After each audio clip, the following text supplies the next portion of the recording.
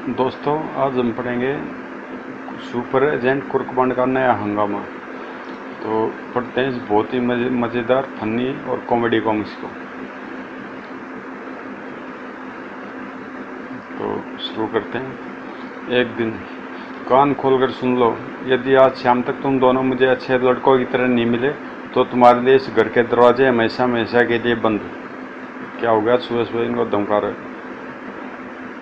ये आप सुबह सुबह बच्चों को क्यों डांट रहे हैं जी? आखिर किया क्या है इन्होंने? तुम चुप रहो जी, तुम्हारे लाड प्यार ने तो इन दोनों का भेजा खराब कर रखा है। न दोनों पढ़ते हैं और न कोई अच्छा सा काम काज ही करते हैं। 1000 बार कहा कि पुलिस में नौकरी कर ले, चाहे चपरासी की सही, कम से कम ऊपरी आमदनी तो होती है। लेकिन नहीं, कम वक्तों पर जासूस बनने का भूत चढ़ा है। हर समय जोकरों की तरह छटके नापते रहते हैं, बेवकूफ़ कहेंगे। पता नहीं आपको दिन ब दिन यह क्या होता जा रहा है जी। आप जो नाम और धन 10 साल में नहीं कमा पाए, वह मेरे लाडले ने 10 महीने में कमा लिया। फिर भी आप हमेशा अनोखे और मोटू के पीछे हाथ धोकर पड़े रहते हैं। खामोश। बच्चों के सामने मुझे यानी अपने पति को नीचा दिखाते तुम्हें शर्म नहीं आती? बस बस जी, ये सुबह सुबह मुझे आंखें मत दिखाइए। यदि मुझे गुस्सा आ गया तो फिर आपके हनुमान बाबा जी भी आपकी मदद को नहीं आएंगे। आई? ठीक है, ट्रे टेबल पर रख दो और जाकर रसोई घर में अपना काम देखो। चलो बच्चों, तुम दोनों मेरे साथ चलो, वरना ये तुम दोनों का सारा मूड खराब कर देंगे।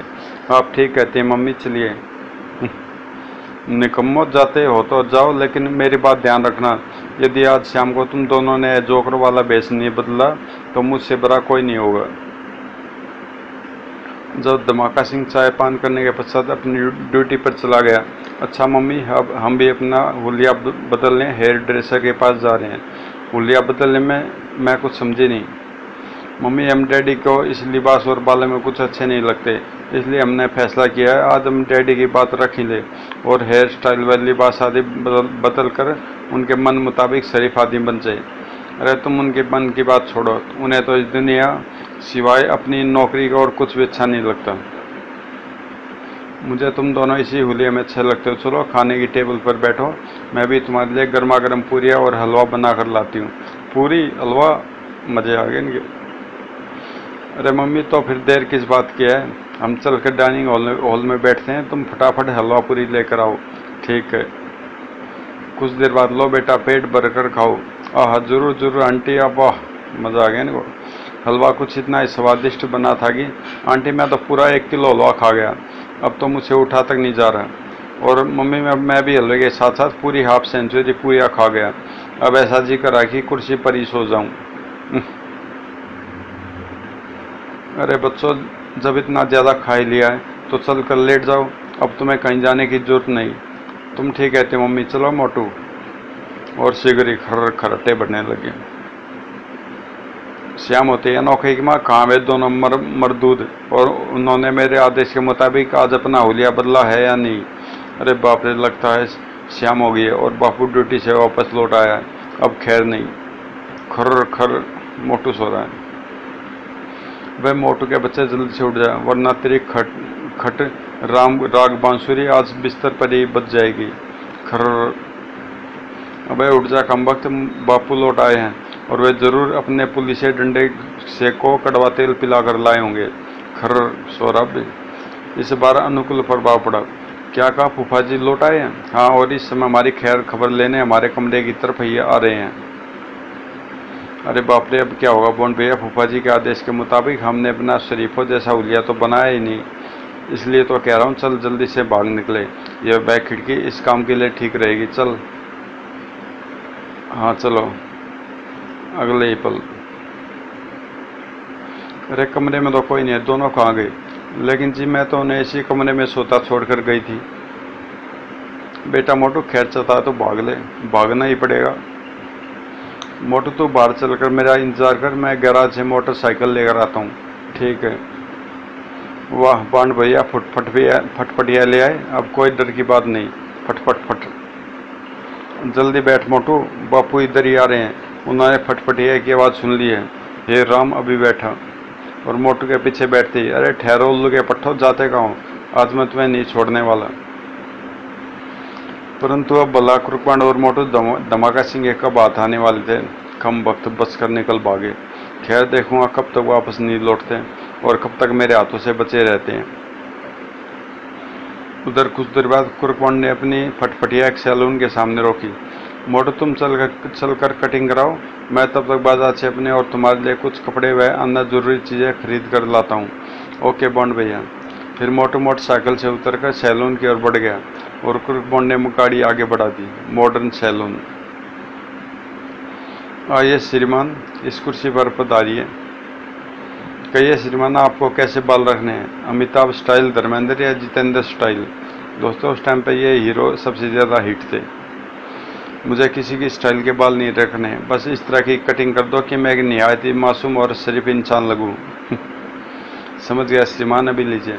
देखो भाई, यदि मैं ऊँगने लगूं तो मुझे जगाना मत, मुझे कटिंग कराते समय अक्सर नींद आ जाती है। और मास्टर मोटू की कटिंग करने लगा और सिगरी वहाँ मोटू के खर्राटे गूंजने लगे। खर्र सो गया।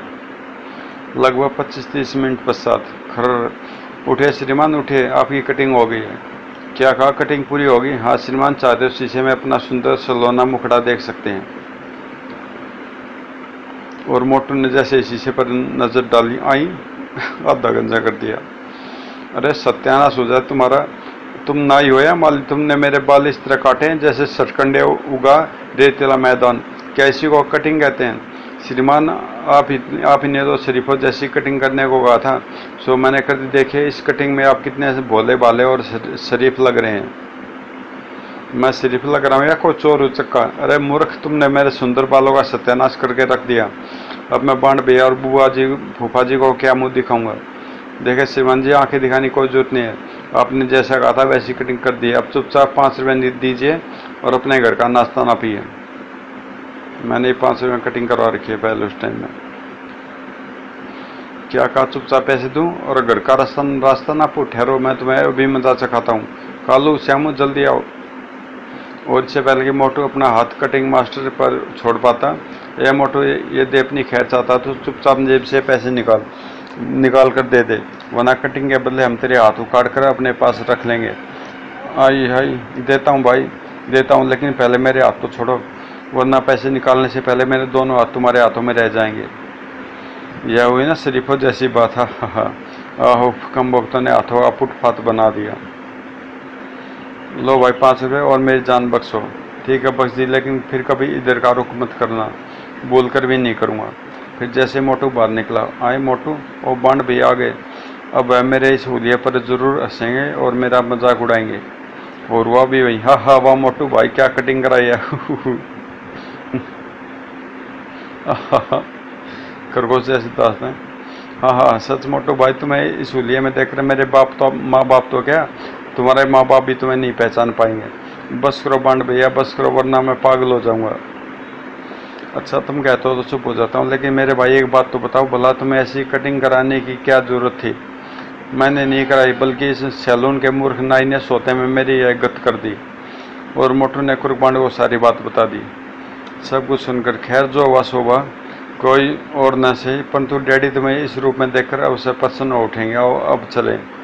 लेकिन क्या तुम इस सैलून के गुंडों से मेरे अपमान का बदला नहीं लोगे? कम वक्तों ने ज़बरदस्ती मुझसे पैसे ऐंठे हैं, किसी और दिन इन्हें मदद चखाएंगे। आज समय नहीं है, मैं इसी से समय सेठ गूंगामल जी से मिलना है। सुना उन्हें किसी से अपनी जान का खतरा है। ओ यानी नया केस? हाँ, अब समय बर्बाद न करो और जल्दी से पीछे बैठ जाओ। मैं 7 बजे से पहले उनकी कोठी पर पहुंचना है। लेकिन घर से तो तुम यह कहकर चले थे कि हमें फूफा जी के मन मुताबिक एक शरीफ आदमी की तरह और होलिंग करानी है। वह भी ठीक ही कहा था, लेकिन सामान खरीदते समय मुझे अचानक ध्यान आया कि हमें आज श्यामी सेठ गूंगामल जी से मिलना है। ओह! और फिर कुरकुंड ने मोटरसाइकिल आगे बढ़ा दी। बंड भैया, तुम अपनी कटिंग आदि नहीं कराओगे? तुमने करा ली, समझो मैंने करा ली, एक ही बात है, दोनों में से एक ही शरीफ काफ़ी है। तभी कुरकुंड को कुछ ध्यान आया। अरे मैं एक बात तो भूल ही गया। क्या? हमें कपड़े चेंज करने हैं। मैं तुम्हारे लिए और अपने लिए नए कपड़े खरीद कर लाया हूँ। और लेकिन हम कपड़े चेंज नहीं करेंगे। चलो किसी पार्क में चलते हैं, वहीं कहीं एकांत में कपड़े बदल लेंगे। ठीक है। निकट के एक पार्क के सामने कुरबॉन्ड ने मोटरसाइकिल रोक दी और सामान रखने वाले बॉक्स से एक पैकेट निकाल लिया। आओ भीतर चले। लेकिन बॉन्ड भैया, पार्क में तो काफ़ी सारे लोग बाग हैं, फिर कपड़े काम बदलेंगे। मुझे ऐसी एक जगह मालूम है जहाँ कोई नहीं आता जाता। वह कौन सी जगह है बॉन्ड भैया? कटीली झाड़ियों वाली जगह, जहाँ सफाई कर्मचारी कूड़ा करकट डालते हैं। कुछ देर बाद लो ये कपड़े तुम पहन लो, जल्दी करो। ठीक है सिगरी, वह पैरा मोटू, इस पोशाक में तो तुम किसी हीरो से कम नहीं लग रहे हो। और तुम भी बॉन्ड भैया, इस पोशाक में असली जेम्स बॉन्ड ही लग रहे हो। आओ अब चले। इन पुराने कपड़ों का क्या करें बॉन्ड भैया? क्या इन्हें फेंक दूं? इन्हें पैकेट बना लो, टूल बॉक्स में रख देंगे। ठीक है, मैं भी यही सोच रहा था। फिर दोनों ने कपड़ों का एक पैकेट बनाया और पार्क से बाहर की ओर चल पड़े। बॉन्ड भैया सभी हमारी ओर ही देख रहे हैं, शायद उन्हें हमारे इन सुंदर वस्त्रों से ईर्ष्या हो रही है। हो सकता है, लेकिन तुम्हें किसी की ओर देखने की कोई जरूरत नहीं है। तभी वह देखो, शायद ये वही है जिनके बारे में बॉस ने हमसे कहा था। हो सकता है, लेकिन माल उनके हवाले करने से पहले हमें उन्हें अच्छी तरह से चेक करना है। हेलो मिस्टर लंजू पंजू। क्या कहा? लंजू पंजू? बदतमीज। ये मिस्टर, यदि हमें लंजू पंजू तो तुम्हारा बाप होगा गंजू फंजू। बिल्कुल, बहुत खूब, यही है वे। कोडवर्ड का इन्होंने सही जवाब दिया है और इसका हुलिया भी वैसा ही है जैसा बॉस ने हमें बताया था। हाँ, ये वही व्यक्ति है। चलो माल निकाल कर इनके हवाले कर दो, इसके बाद हमारा काम खत्म। ये तुम दोनों क्या खुसर फुसर कर रहे हो? जल्दी से हमें रोकने का अपना मकसद बयान करो और अपना रास्ता देखो। नाराज मत होइए उस्ताद, दरअसल हम यहाँ तुम दोनों का इंतजार कर रहे थे ताकि माल तुम्हारे हवाले करके अपने काम से छुट्टी पा सके। माल? ओ, ये तो कोई असामाजिक तत्व मालूम पड़ते हैं। अच्छा होगा कि हम लंजू पंजू ही बने रहे और असली मामले का पता लगाएं।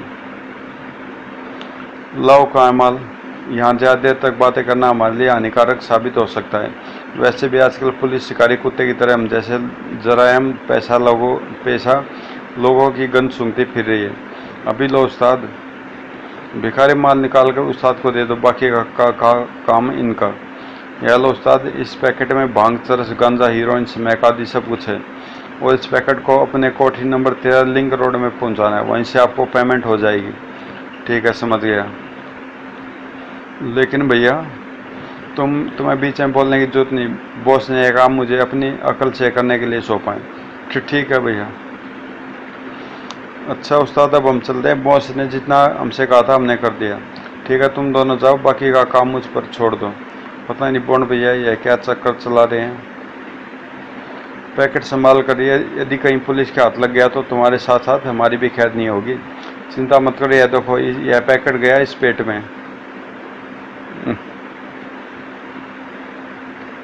इसके बाद भिखारी व मदारी अपनी राह हो ली और कुर्बान ने मोटू अपनी राह। बॉन्ड भैया, आखिर तुमने यह क्या चक्कर पाल लिया?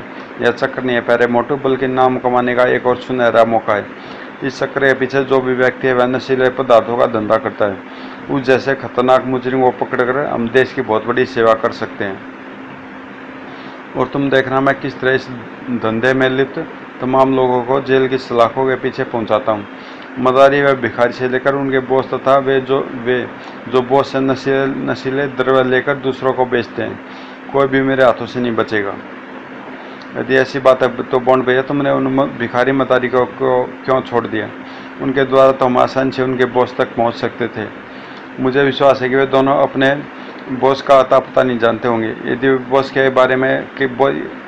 के खास आदमी होते तो बॉस यह सीधे काम उनसे करा लेता, किसी तीसरे आदमी को इस काम के बीच में नहीं लाता। यदि हम अभी इसी समय उन पर हाथ डाल देते तो बॉस व अन्य लोग सतर्क हो जाते और हमारा कार्य अधूरा रह जाता। हाँ, यह बात तो है। चलो अब कपड़े के पैकेट का बॉक्स में डालो, कपड़े पैकेट को बॉक्स में डालो और पीछे बैठ जाओ। ओके बॉन्ड भैया।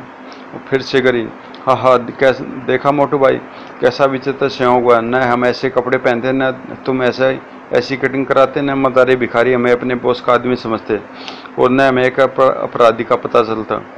तुम ठीक कहते बॉन्ड भैया, लेकिन अब हम चल कहाँ रहे हैं? लिंक रोड कोठी नंबर 13, जहां हमें नशीले पदार्थों का पैकेट सप्लाई करने के लिए कहा गया है। सबसे पहले हम उसी को पकड़ेंगे।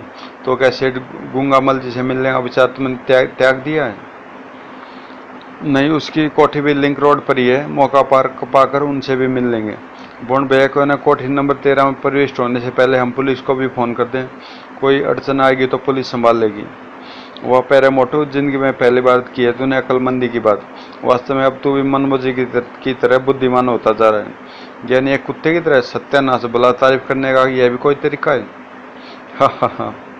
कुछ देर बाद कुरबान ने मोटरसाइकिल एक पब्लिक टेलीफोन बूथ के सामने रोक दी और hello Ramnagar police station, uncle पटाखा सिंह जी, यह मैं हूँ कुर्क बॉन्ड, चेला ऑफ जेम्स बॉन्ड। अरे यह तुम हो? कहो क्या बात है? अंकल, यदि आपको नशीले पदार्थों का धंधा करने वाले गिरोह को पकड़ना है तो तुरंत लिंक रोड कोठी नंबर 13 पर पुलिस बल के साथ पहुंच जाइए। मैं भी आपको वहीं मिलूंगा। हेलो कुरकवन, तुम कहाँ से बोल रहे हो और तुम्हें यह कैसे मालूम हुआ कि कोठी नंबर 13 में नशीले पदार्थों के तस्कर सक्रिय है? हेलो। लेकिन कुरकवन आगे कुछ नहीं बोला और रिसीवर रखकर बूथ से बाहर निकला है। मैंने अंकल पटाखा सिंह को फ़ोन कर दिया। मुझे विश्वास है डैडी के साथ वे जल्दी ही वहाँ पहुँच जाएंगे। फिर तो मैं देर न करके तुरंत लिंक रोड पहुँचना चाहिए। ठीक कहते हो, चलो। अगले ही पल कुरकवन की मोटरसाइकिल लिंक रोड की ओर दौड़ी चली जा रही थी। लगभग 20 मिनट बाद वह सामने रही कोठी नंबर 13। नीचे उतरो। मोटू के उतरने के बाद कुरकवन ने मोटरसाइकिल एक तरफ खड़ी की और दोनों कोठी के मुख्य द्वार पर जा पहुंचे। अरे बॉन्ड भैया, जरा नेम प्लेट को तो देखो। सेठ गूंगामल, 13 लिंक रोड। हैं, सेठ गूंगामल? बॉन्ड भैया, मुझे तो अब चक्कर कुछ और ही लग रहा है। कहीं जाल हमें फांसने के लिए तो न फैलाया गया हो। ऐसा नहीं हो सकता मोटू, कोई भी अपराधी सांप के बिल में सीधे हाथ नहीं डाल सकता। हाँ, यह हो सकता है कि हम संयोग से सेठ गूंगामल के चक्कर में उलझ गए हों। खैर, भीतर चलते हैं, सेठ गूंगामल से सारी असलियत मालूम करेंगे। तभी कौन हो तुम दोनों और यहाँ क्या कर रहे हो? ओ चौकीदार, हमें सेठ गूंगामल जी से मिलना है, उन्हें कुछ सामान देना है। हाँ, क्या नाम है तुम्हारा? कुछ सोचकर कुरकवन ने जवाब दिया, लंजू पंजू। सेठ से कहो लंजू पंजू उनसे मिलना चाहते हैं।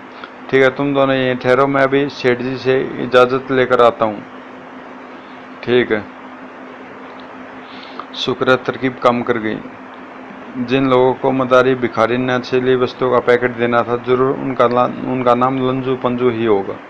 लेकिन बॉन्ड भैया, सेठ गूंगामल तो तुम्हें पहचानते हैं, अतः तुम्हें देखते हुए क्या वे असली माजरा नहीं समझ जाएंगे? इस वेश में सेठ जी तो क्या, मेरा बापू भी मुझे नहीं पहचान पाएगा। ये बस तुम चुपचाप तमाशा देखते रहो। तभी चौकीदार वापस लौट आया। चल भीतर जाइए, सेठ जी ने तुम्हें बुलाया है। बहुत बहुत धन्यवाद भाई। कुरकवन और मोटू के भीतर पहुंचने पर, क्या तुम्हारा ही नाम लंजू पंजू है? जी हाँ। ठीक है, मेरे पीछे चले आइए। तो दोस्तों, इससे आगे क्या हुआ ये हम पढ़ेंगे कुर्क बॉन्ड के अगले पार्ट में, जिसका नाम है कुर्क बॉन्ड की यमलोक यात्रा। ये बहुत ही मज़ेदार होने वाली है कॉमिक्स। तो दोस्तों, अगर आपको मेरा काम अच्छा लगता है तो चैनल को सब्सक्राइब ज़रूर कर दें, ताकि मैं आपके लिए और अच्छी कॉमिक्स डाल सकूं। तो मिलते हैं कुर्क बॉन्ड की यमलोक यात्रा में।